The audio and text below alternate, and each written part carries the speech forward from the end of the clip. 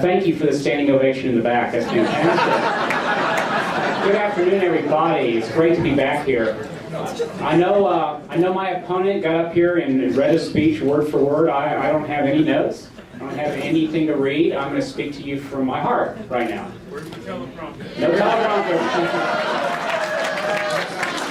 Where is that teleprompter? Darn it. So, I started coming to CRA conventions in 2005. This is probably, I guess, close to my 10th convention that I've come to.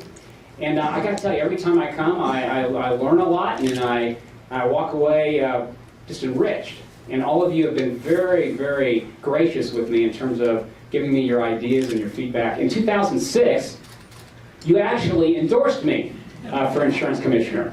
And I say that with great gratitude because you took a big chance on me. Because in 2006, there's no question I was, how do you put it, a work in process. And my conservative principles were in the process of being crystallized back then. But you must have saw something in me. You went ahead and took a chance and you endorsed me, and it made a huge difference in my insurance commissioner race. And thank you very much for that. Now I'm here to ask you for your endorsement again for my campaign for governor. Now, this time, you have a right to ask the question, well, what have you done since we endorsed you in 2006? You came here, Steve, in 2006, and you promised to be a conservative, to lead the Department of Insurance as a conservative, and to be a leader in the state of California implementing conservative core principles. Where's your track record since we endorsed you? Well, let's just take a look at my report card. When I got to the Department of Insurance a few years ago, I got to admit it was a bit of a culture shock. There's over 1,000 employees, all lifetime civil servants, all members of public employee unions. Oh gosh, it took me, 5 minutes to realize this is not like running a company in Silicon Valley, is it? But I did a top-down review of every dollar spent, every person that works there, and we overhauled the whole place.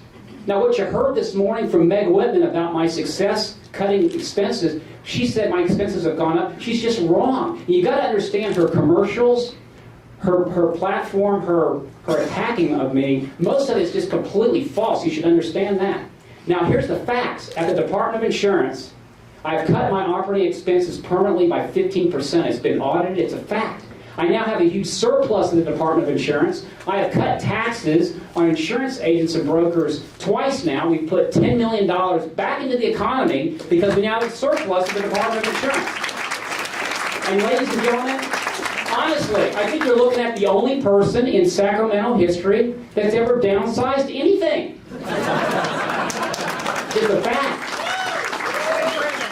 I'm also passionate about crime and about cracking down on criminals. That's why I've made fighting insurance fraud one of my top priorities, and I'm proud of that over the last several years. I have a couple hundred police officers that work for me at the Department of Insurance, and we've gone after insurance fraud aggressively. We've arrested over 2,000 people in the last 2 years alone for all kinds of insurance fraud scams, and I'm pretty proud of that. That's more people to be arrested for insurance fraud than any other period ever in the history of the state of California. Now, not only do we arrest these scam artists, but I'm also proud of the fact that we arrested their accountants. And I'm most proud of the fact that we arrested the lawyers that work for these scam artists, too.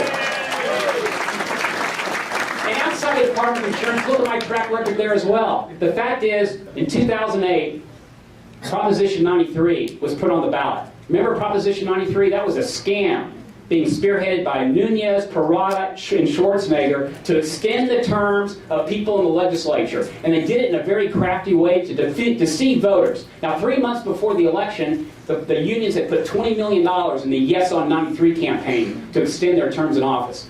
No one was running the No campaign, and practically single-handedly, with the help of a few people in this room, I ran the No campaign, and we got the word out. Even though we were outspent 3-1, we beat that thing, and we sent Nunez and Parada home. Really, that's fantastic. So I hope I demonstrated the tenacity and the backbone and the will to stand up to those special interest forces in Sacramento and get it done. Term limits is in the CRA basic philosophy on your website, and I fought hard to keep those term limits short and sweet.